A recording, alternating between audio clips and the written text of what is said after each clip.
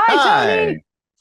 Kids, it's too early to talk about the Gilded Age, but we're going to do it anyway. Um, Sounds good.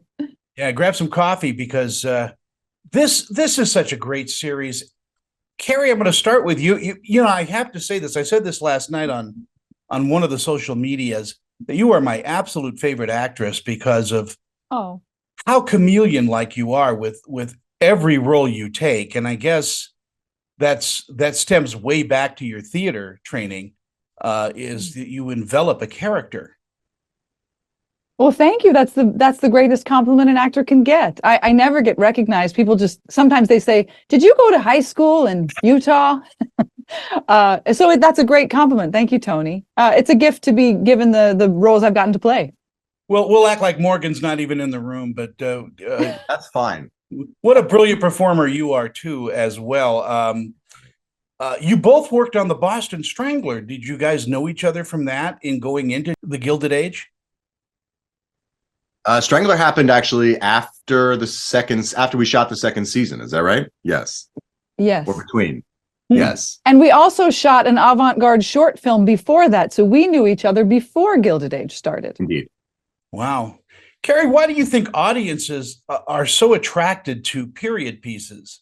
Um, this takes place in the 1800s and it is such beautifully shot, but the characters are so vibrant. Well, thank you, Tony. I think they're drawn to it chiefly because now we wear sweatpants everywhere. No one dresses up anymore, so it's really a delight to see the costumes. I think the costumes are the number one thing people talk about when they talk about the show, along with the production design. These people lived in ways we can hardly imagine. Those Newport mansions, they lived in those mansions for 6 weeks out of the year. So Wow. it's just a very it's an interesting window into a life that's so far from ours, I think.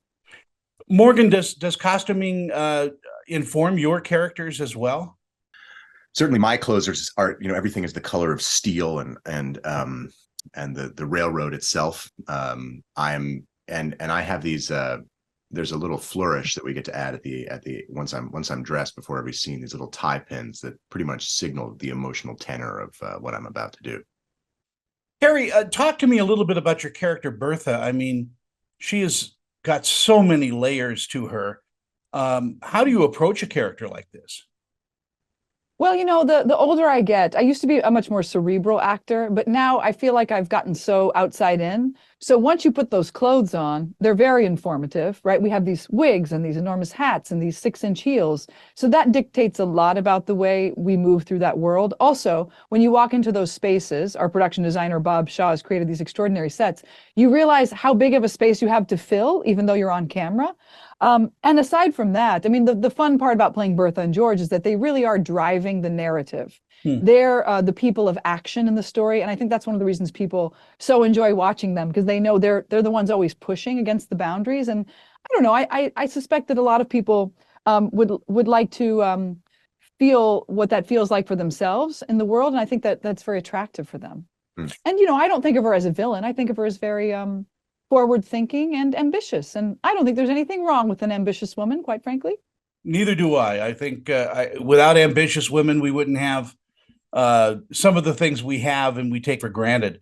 Morgan, Mm-hmm. At the heart of the story, it's old money versus new money. It's ideas. It's a very progressive show in that way.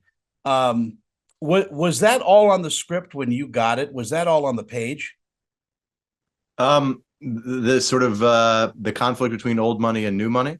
Yeah. Yeah, certainly. I think that's the essential dynamic of the show. That is the driver of the narrative and the sort of reason for the season.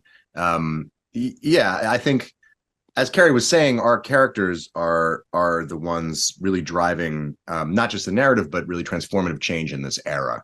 And watching people like Mrs. Astor and Agnes Van Ryn try to push back against that, I think that's really the dynamic that creates tension in the show.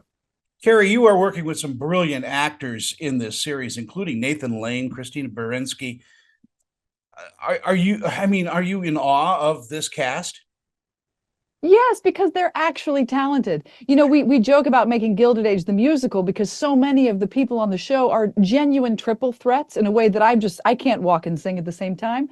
So it's awesome to be part of it, truly, in the truest sense of that word. And of course, people like Christine and Cynthia and Kelly O'Hara, these are women who've been on stage since I was, just before I even thought about becoming an actor. So the experience they bring, it's very instructive. I've learned a lot working on the show and watching their work. And that's one of the great delights of the show is that, our family shoots very separately from theirs. So I get to see their work when you see it, basically. And it's a pleasure for me to get to enjoy the show as an audience member as well, because the cast is so talented. Morgan, are you allowed to go off script at all? No.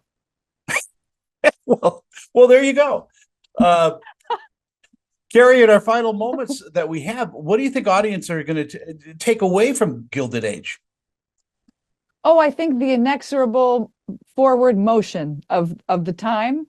This was kind of the beginning of the industrial age, of course. Not kind of, it was the beginning of the industrial age. And we're really still feeling the fruits of that time, including the things we didn't get right. So I think it's pleasurable in that it's fun to watch and the stakes maybe feel low to us. But really, that's just the surface. It's a nice way to enter obliquely the things we're experiencing right now, because all of the seeds were planted during this time. So it's an oblique entrance into the time we're living now. Carrie and Morgan, I want to thank you so much for your time this morning. Gilded Age, an incredible show. HBO is so lucky to have you guys on it, and congratulations on hopefully a third season. I know we're just ending the second season, but yeah, it'll happen because the show is brilliantly done. Thank you, Tony.